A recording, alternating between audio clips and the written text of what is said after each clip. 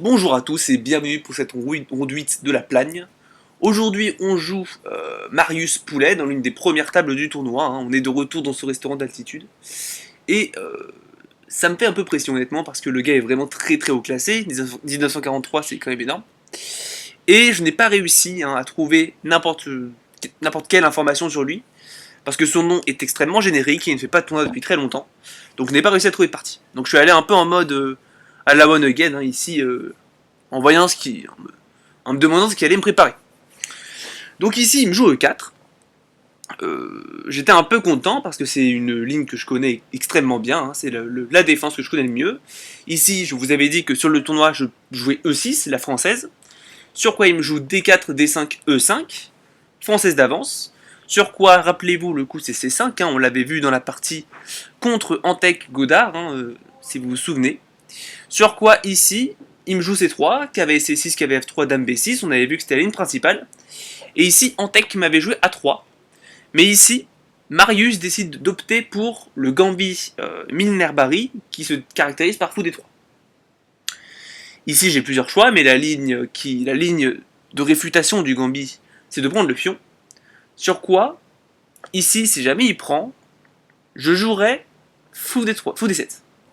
Avec l'idée que maintenant je menace le pion, vous notez, parce que je ne pouvais pas simplement prendre, du fait de cette petite tactique à la fin, hein, fou B5, et je perds la dame. Et ça aurait continué. Et là, je le vois, il joue extrêmement rapidement Petit Roc, qui est un gambit immédiat que j'appelle personnellement le gambit Madrid, mais qui est en fait une autre ligne du gambit Minavari. Et cette ligne vise à, si jamais je l'accepte, donc si jamais je prends le pion en C3, il va venir prendre du cavalier, et vous notez, il a toutes ses pièces qui sont développées. Moi, les miennes ont un peu de retard, c'est pas forcément très agréable à jouer. Donc ici, ma ligne contre ce gambit, c'est fou D7, avec l'idée que si jamais il joue C prend D, on va transposer dans une ligne du gambit Minabari normal, hein. Et là-dessus, je suis extrêmement confiant de la partie, parce que je connais très bien la théorie. Mais là, je le vois. Extrêmement rapidement, il joue le coup cavalier BD2. Et là, je suis choqué. Parce que dans le gambit Milner-Barry, en général, les blancs viennent retarder le plus possible ce coup. Pourquoi? Parce qu'en fait, le cavalier doit pouvoir revenir prendre le pion en C3. Si jamais il ne peut pas, il sera obligé de prendre du pion C, et c'est ce que je fais maintenant, hein, je joue D prend C, tape le cavalier et le pion, il est plus ou moins forcé de reprendre, et là maintenant, quand on regarde, il a des problèmes, hein, pour se développer. Donc ici, je vois ce coup, je suis complètement choqué, je vois cette position, j'ai l'impression d'avoir un léger avantage. Donc évidemment, je suis extrêmement content, mais je sais pas vraiment quoi jouer. Je sais pas vraiment quoi jouer, très honnêtement. Ici, plein de coups sont possibles, hein. Je peux jouer cavalier A5 pour venir enlever cette case C4 pour les cavaliers, les pions, tout ça. Je peux jouer peut-être un coup comme tour C8, comme cavalier E7, peut-être fou E7, fou C5. J'ai plein de coups possibles. Mais finalement, j'opte pour une ligne qui me paraissait bonne, et qui est souvent un coup utile dans la française. C'est le coup A6. Pour venir prendre la case B5, créer cette case de sortie A7 pour madame. Et ici, je le vois, il réfléchit un peu. Ici, en fait, il devait probablement pousser en C4 et venir casser directement ma structure. Mais il me joue assez rapidement cavalier B3. Il vient du coup contrôler les cases parfaitement bien. Il va venir ensuite, vous notez, il ouvre aussi possiblement son fou ici en C1 et il va probablement venir en E3. Et là, du coup, je sais pas vraiment quoi jouer. Là, je regarde, je sais qu'il faut probablement que je me développe. Donc je me dis peut-être un coup de fou, mais ici, si je viens par exemple en C5, il va simplement prendre. Et j'ai pas forcément de bonne compensation. Du coup, j'hésite un petit peu, mais finalement, je joue le coup cavalier GE7 avec l'idée de venir possiblement en F5 ou possiblement en G6, mais surtout, mon idée, c'était que si jamais, admettons, il fait un coup aléatoire, j'ai peut-être un coup de cavalier A5 suivi de cavalier EC6. Et là, vous notez, maintenant, ces pions, ils sont bloqués par les cavaliers. Un tandem de cavaliers extrêmement fort qui est pas facilement contrable, on va dire. Donc j'ai l'impression que c'est pas pour moi. Et ici, je vois après cavalier G7, il joue assez rapidement tour E1, avec l'idée du coup de rajouter de la défense sur ce pion. J'avais l'impression que cette ligne n'était pas très critique, parce que je me suis dit, ok, bah du coup j'ai peut-être simplement tout cavalier A5. Avec l'idée que du coup, si jamais tu prends, je vais prendre du de la dame, et globalement elle n'est pas facilement attaquable. T'as le pion C3 qui est toujours en l'air. Globalement, c'est pas très agréable à jouer. Si jamais tu prends pas, admettons tu fais un coup de... admettons on fait un coup aléatoire. Bah ici j'ai peut-être maintenant mon idée de cavalier E. C'est ça, 6. Et là vous notez, les cavaliers sont en tandem. Ils viennent complètement contrôler les cases. Hein. Là vous notez que les cavaliers contrôlent parfaitement les cases du camp blanc. Et en plus, ça empêche indirectement des poussées. Je pourrais même peut-être jouer par la suite cavalier C4 suivi de cavalier CA5. Et là vous notez, mon tandem sera encore plus puissant. J'essaie vraiment de contrer cette activité que les blancs se sont forgés à les dames, qui est un gros problème du Gambit Mineur-Barry. Et pour moi, c'est la manière la plus efficace de le faire. Donc je vois ça, je me dis, ok, cavalier A5, qu'est-ce qu'il peut faire à part ça? Fou E3, ok, viens taper un peu madame, mais après, du coup, dame C7, maintenant, il faut que tu réagisses, t'as les mêmes problèmes. Donc ok, j'ai perdu un tempo, mais t'as toujours les mêmes problèmes. Et finalement, je me dis, ok, bah maintenant, si tu prends le problème, c'est que bah, j'ai toujours les mêmes problèmes, hein, t'as toujours ce problème qui est extrêmement puissant. Admettons, tu fais un coup un peu plus aléatoire, genre tout B1, bah maintenant, j'ai toujours ce coup de cavalier C, EC6, ou alors peut-être même cavalier C4 apparemment. Cavalier prend B3 était également possible. Et globalement, j'ai l'impression que ça.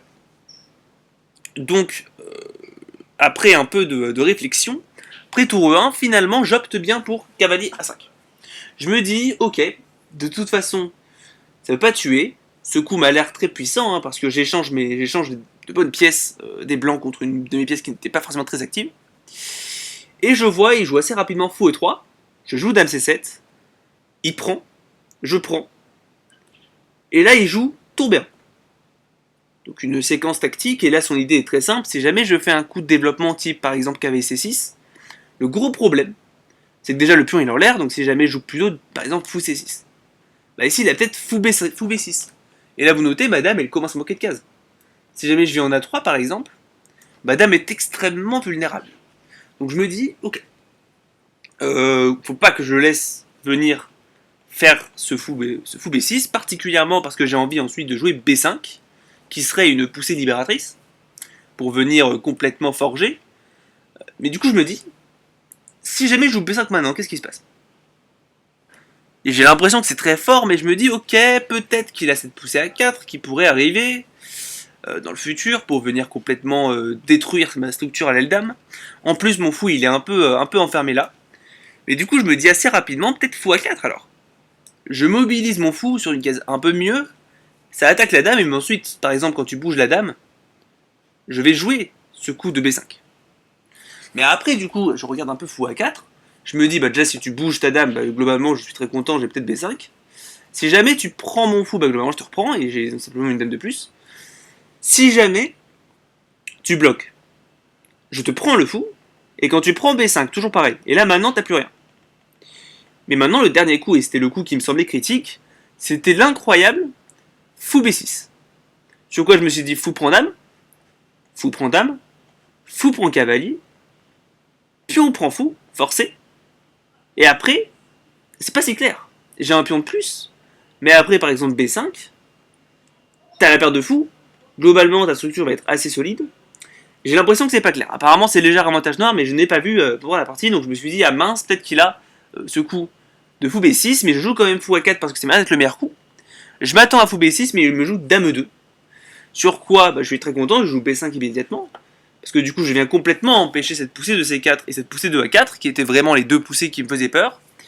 Et là, ici, il me joue fou C5. Je suis un peu surpris de ce coup, parce que je me dis, ok, mais dans ce cas-là, je peux simplement bouger mon cavalier, et je vais pouvoir échanger ton fou. Je vois évidemment que son idée va être de mettre sa dame en E3, mais je me dis, ok, globalement, j'ai pas l'impression que ce soit très handicapant pour moi, j'ai envie de dire. Donc je me dis, ok, bah, je peux simplement jouer mon coup de prédilection, c'est-à-dire cavalier G6 pour venir défendre en plus le fou et éviter le déroquage. Donc je joue cavalier G6, ici, histoire que si jamais ils prennent, je puisse prendre du cavalier et éviter de me déroquer. Il prend, assez rapidement. Hein.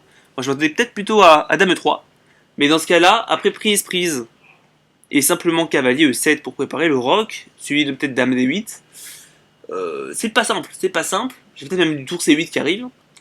Et apparemment, c'est un léger avantage noir parce que mon pion est là et normalement, je vais pouvoir consolider sans grand problème. Mais du coup, il me joue assez rapidement fou prend fou, sur quoi je prends cavalier prend fou. Il me joue dame 3, et là je fais une petite erreur selon moi, une petite erreur de décision, c'est pas un mauvais coup, mais c'est une erreur de décision. J'aurais peut-être dû jouer cavalier G6, pour venir complètement consolider l'aile roi, apparemment ici il y a peut-être la poussée H4 qui peut faire peur. Mais du coup j'ai joué cavalier D7, avec l'idée de venir peut-être en B6. Là vous notez, j'empêche un peu les infiltrations de la dame, mais surtout venir en B6 puis en C4 où le cavalier sera un monstre. Mais je me rends compte une fois que je l'ai joué, qu'en fait, les blancs ils ont peut-être une attaque maintenant. Peut-être qu'ils ont simplement dame G5. Attaque mon pion. Qu'est-ce que je fais maintenant? Si je rock, le problème, c'est qu'il y a peut-être des coups de prise. Et après prise, tac tac, il y a peut-être des mates du calabre qui pourraient arriver. C'est pas vrai parce qu'il y a fou C2, mais globalement, petit rock me semble extrêmement dangereux. Dans ce cas, qu'est-ce que je fais? Si jamais je bouge simplement mon pion, ça m'affaiblit énormément les cases faibles, les cases noires, et du coup il peut simplement jouer dame H6, empêche le rock. Ici j'avais petit rock qui était possible à présent. Et sur dame G7, j'imagine qu'il doit y avoir du tour DF8, tout simplement. Et la position se tient, c'est assez compliqué à jouer avec les noirs, mais globalement on a un pion de plus. Et le roi il est assez bizarrement très sécurisé ici, parce qu'il n'a aucune poussée qui pourrait être dangereuse. Mais du coup je me dis, sur dame G5, qu'est-ce que je fais? Et là je le vois, il joue dame G5. Du coup je suis un peu choqué, je suis un peu embarrassé on va dire. Mais finalement j'opte pour roi F8, que je joue assez rapidement, parce que je me dis que ça couvre tout. Mais le problème, en fait, c'est que mon roi est extrêmement faible, j'ai aucune pièce en défense, ma dame va devoir venir ici, mon cavalier n'a plus de caisse de défense, c'est très compliqué à jouer. Il joue tour B4, j'étais allé aux toilettes entre temps, mais je reviens sur l'échiquier et je vois ce coup. Et là je me dis, oula, ça pue. Il va venir ici, ou là, il va mettre pression sur mon roi, le cavalier et le fou sont rivés sur mon roi, je lui ai laissé trop d'attaques. Je lui ai laissé énormément d'attaques et je me rends compte qu'en fait, c'est pas simple maintenant, c'est plus si clair. Parce que j'ai un pion de plus, mais il a une énorme attaque et je me dis, la compensation elle est bien là. Je joue assez rapidement dame D8, avec l'espérance que je puisse peut-être échanger les dames, sur quoi l'attaque serait morte. Je vois qu'évidemment il va le refuser, mais je me dis de toute façon ma dame va peut-être venir en E7, d'où elle défend un peu tout. Il joue dame H5 assez rapidement pour taper un peu sur mon pion. Ici, roi G8 était peut-être un coup possible pour venir tout défendre. Mais finalement, j'opte pour roi E8, avec l'idée que si jamais il vient prendre, c'est un piège parce que j'ai peut-être G6 maintenant. Et tu ne peux pas prendre évidemment à cause de prise. Et comment tu défends ton fou? Si tu viens ici, admettons, j'ai peut-être cavalier F8 maintenant. Et je viens attaquer. Apparemment, c'est pas si clair parce qu'il y a peut-être cavalier G8, enfin cavalier G5. Mais c'est pas clair. C'est pas clair. Ça m'a l'air extrêmement dangereux, donc je me dis évidemment il va prendre. Mais dans ce cas-là, mon roi va simplement venir fuir après dame E7, roi D8, roi C7 ou roi C8, et globalement il va venir fuir dans cette aile dame. Et vous notez encore une fois cité que le roi il est quand même vachement sécurisé derrière ses pions, parce que les blancs n'ont rien. Et j'aurais dû le voir directement en jouant G6 et petits grands rocs, comme je vous l'avais dit. Mais je ne l'ai pas vu. Et ici, il me joue cavalier G5, vient taper sur mon pion et sur ce pion-là. Je joue dame E7, en défendant, apparemment G6 c'était mieux. Ça a limité les dégâts, là c'est déjà une attaque, pour vous dire, l'ordinateur dit que c'est déjà plus 3. C'est extrêmement compliqué à jouer pour les noirs, les blancs ont déjà une forte attaque qui leur permet d'avoir un gros avantage. Ici il me joue tour F4, le meilleur coup de l'ordinateur. Il vient taper encore plus sur mon pion F7, et là je me dis vraiment que ça sent le roussi. Je me dis vraiment que ça sent le roussi, parce qu'en fait, je peux pas défendre. Si jamais je viens en D8, il y a simplement cavalier prend pion. Et ici, c'est une fourchette. Il va venir capturer ma tour. Et maintenant, je n'ai plus de compensation. Mais du coup, je me dis, qu'est-ce que je fais? Je joue rapidement G6 pour venir enlever cette diagonale. Sur quoi il me joue dame H6, vient menacer peut-être dame G7 qui viendrait gagner le pion. Je joue ici, assez rapidement, tour F8, avec l'idée de peut-être venir en F5. Et si jamais il prend le pion, évidemment, le cavalier est en l'air. Sauf que je vois, après avoir joué ce coup, je me dis, mais t'es complètement débile, Nathan. Tu es complètement débile. Il peut simplement prendre ton pion avec son cavalier. Et qu'est-ce que tu fais là-dessus? Je ne l'avais pas vu. J'ai beaucoup trop vite et je ne l'ai pas vu. Après, c'est la fin du tournoi, mais j'aurais quand même dû le voir et je suis un peu énervé. Je suis un peu énervé contre moi à ce moment-là. Je me dis, bah évidemment, si jamais tu bouges ta tour en H5, en H8, il y a peut-être simplement Dame G7. Et tu perds ta tour, qui est complètement enfermée. Et si jamais tu viens là, le cavalier prend. Donc, je joue assez rapidement, évidemment, tour G8. Hein. Seul coup qui m'avait l'air logique, il joue cavalier G5, donc il continue à mettre pression. J'essaie de contrôler un peu la position avec tour F8. Et la coup de tonnerre, hein, il me surprend complètement. Fou pion. Je suis choqué. Je ne m'y attendais absolument pas, je ne m'attendais pas à ce qu'il y ait un sacrifice qui marche ici. Je calcule un petit peu, évidemment je suis obligé de prendre. Sur quoi il va prendre de la dame. Et là je me rends compte, en fait je peux bloquer, hein, parce que du coup il y a assez de pièces qui défendent. Je suis obligé de bouger le roi, mais maintenant cavalier prend. Je ne peux jamais prendre à cause de la dame, il y a une fourchette. Donc je suis obligé de bouger mon roi. Mais maintenant, il peut prendre. Et je perds du matériel. Et quand il prend, j'ai peut-être dame C6. Force roi B8, mais maintenant, je suis complètement mort en fait. Je suis complètement mort parce qu'il y a peut-être des coups de dame ici, suivi de dame G8 ou un truc dans le genre, et globalement j'ai quand même vachement de mal. Il a deux tours qui sont rivés, hein. Mon fou il est un peu hors champ ici en A4. Globalement j'ai l'impression d'être vraiment hors jeu ici. Mais du coup, je vois pas vraiment quoi faire d'autre. Tac tac. Et du coup je prends. C'est forcé. Il joue dame prend G6, je joue roi D8, il joue prise. Je joue roi C8, il prend, je prends, et là il joue dame G8. Et là je suis abattu. Parce que je me dis, c'est perdant. En fait, là il menace mon cavalier deux fois, hein. Je ne peux pas le défendre.